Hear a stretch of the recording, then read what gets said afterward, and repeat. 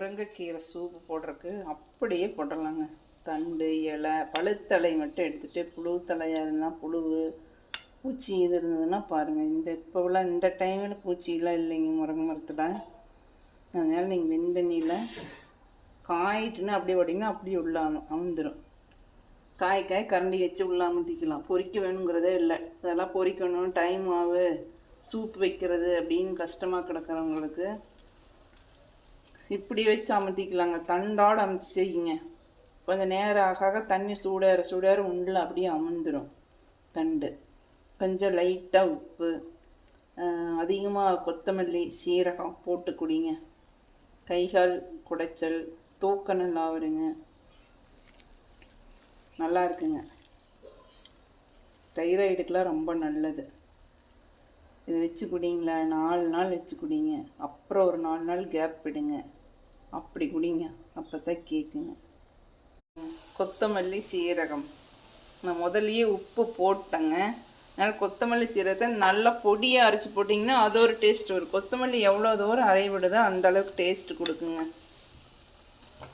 அந்த பொடியாக வரையிலேருந்து இருக்குது. வடசட்டிக்கு மேலே இருந்தது இல்லைங்க சுண்டீஸ் பார்த்தீங்களா, பச்சை பச்சைன்னு இருக்குதுங்க.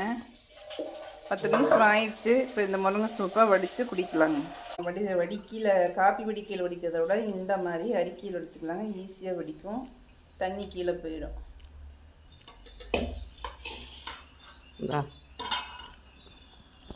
இப்போ பாருங்கள் முருங்கை சூப்பு ரெடி. வடிச்சாச்சு. குடிக்க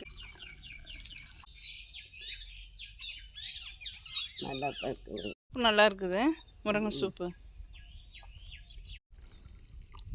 பச்சை பசேன்றது பாருங்கள். முருங்கை சூப்பு உங்கள் வீட்லேயும் இந்த மாதிரி வச்சு குடிங்க. உடம்புக்கு ரொம்ப நல்லது. இரும்பு சத்து இருக்கும்.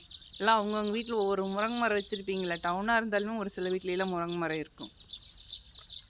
அப்படியே அள்ளி கொண்டு வந்து அந்த பழுத்த தலை புழு இருக்கிறதெல்லாம் எடுத்துருங்க.